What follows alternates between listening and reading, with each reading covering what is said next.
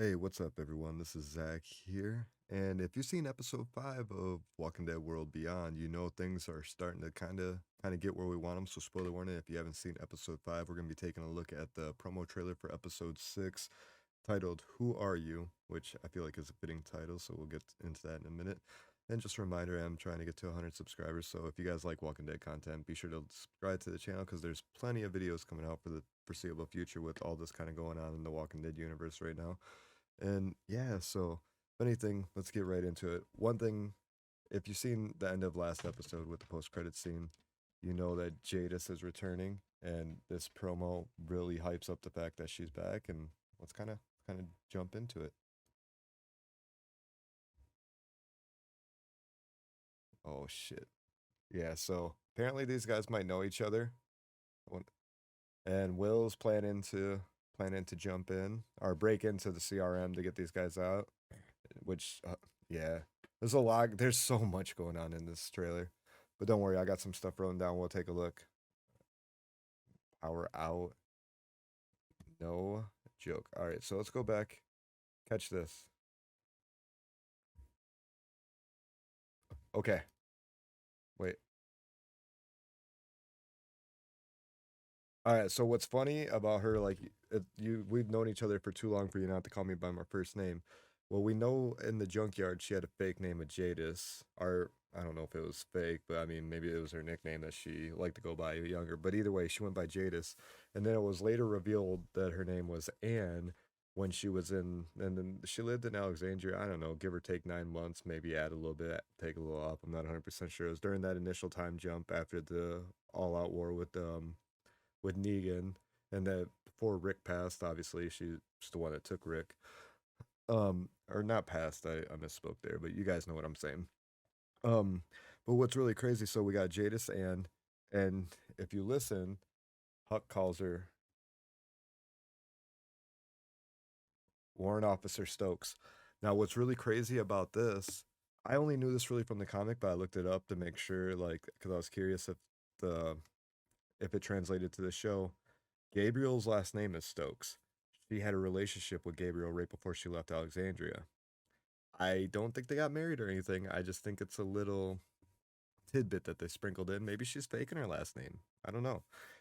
Really interesting to me because we don't even know if Jadis or Anne's any real name that she ever like actually went by. If she was just putting this whole persona on, we don't even know why she was at the junkyard and all that. Like, she's part of the CRM. She's obviously had ties to the CRM. She called the helicopter what 3 times? Negan, Morgan, or not Morgan, Gabriel, and Rick. Even though at the time for Rick, she was gonna escape herself, but she did say she was gonna play like mess around. Like, she just said this was a trick, but not anymore. And that's when she was talking about how she had Rick. I think she referred to him as a B. I still don't understand what A and B's are, even though I've read articles on it. But nonetheless, like, apparently these two know each other from some time in their past though, because like it's very well like they need to catch up. I think she says here next.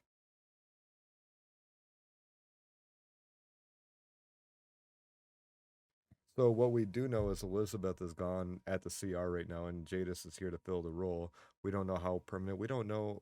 I think I would assume Elizabeth is a little higher on the ladder than her, but they could be equals for all I know, or maybe Jadis is even higher up. I mean, we don't know.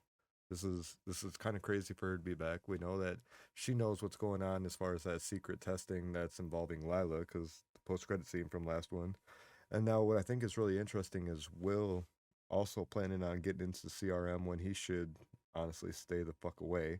But I mean, you know, they basically, I don't know. This it seems like there's gonna be kind of where we got Will, Elton, Asha, Devin here.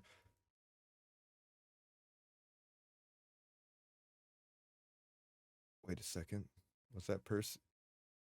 Okay, so Percy and Iris, it looks to be picking a lock. Maybe that's where Felix is blowing up this electrical block box or whatever he's doing. So like, yeah, there's Percy. That's why he wanted to be there. He said this is part of his skill set, and it would be very, like, I mean, in a post-apocalyptic world, that would be a great skill set to have in your group. Not gonna lie about that whatsoever. But yeah, what else we got? So second. Are they trying to get a vehicle to get out of there? I mean, I get it. Interesting. Okay, and we got Huck. We got Huck basically telling him whatever plan you have, it isn't gonna work that way. But now it's like I'm assuming Huck and Hope and Iris's dad let the rest of the group know about how she's knows that they're testing living people from Omaha on the campus colony, like the survivors and their test subjects. But what are these test subjects and what's going on with all that is like the big question. Like there's a big mystery like that it because apparently these codes weren't exactly CRM if I understood Hook right. I might have to rewatch that scene in the episode. But from what I understand, those codes weren't just CRM or CR rather. But yeah, and then obviously now Iris wants to stop. Yeah, so they want to stop this place. And as you see, I'm assuming Percy picked a lock somewhere there that got Felix in here, where he's able to do whatever he did with this, turning off all the lights. And now, when Indira says they're gonna start a war, what I'm curious about is she meaning that there's gonna be some kind of war between the perimeter and them because of this, or is she just talking strictly the group within like that is wanted, like the immediate group from season one with the additions of like Will and is that the war, or is this going to be something that's going to leak over into the perimeter and mess up their agreement? And she's the one that we learned in the last episode that's actually getting the dialysis equipment. It's not for Asha, so that could put that in jeopardy as well. So there's a lot at stake, obviously, if this is to go wrong. And yeah, also the synopsis for this episode: a member of the group becomes the target of an investigation, which I'm wondering if that's going to end up being Lila, but then maybe, I don't know, maybe something happens with Hulk with or Huck with Jadis being there. And while some grow further apart, others begin to grow closer. I mean, that could literally mean anything. That could be Hope and what's his name, Mason. That could be Iris and Percy. I don't know. There's a lot that could. Maybe they just mean like the group from season one with like their dad and stuff, Will and all them are gonna tighten up. I don't know. It's kind of mysterious. Definitely looks like the show's up in the ante though, and I'm all in for that, especially if it starts leading us to answers that hint to Rick. I don't think there's gonna be a full blown Rick reveal in this episode. Maybe a post credit scene that teases some shit. That would be cool. I would episode 10 post credit scene that teases the movies and they officially announce it on Talking Dead afterwards.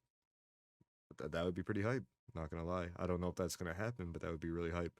Anyways, yeah, what do you guys think is gonna happen next week? Are you guys excited that Jadis is back on the show? Are we gonna find out her real name or any of those her real name? Or did she get married to Gabriel? Doubt it, but I mean it's possible. Anyways, thanks for watching. And yeah, if you guys like Walking Dead content, be sure to subscribe because there'll be more coming out. Peace.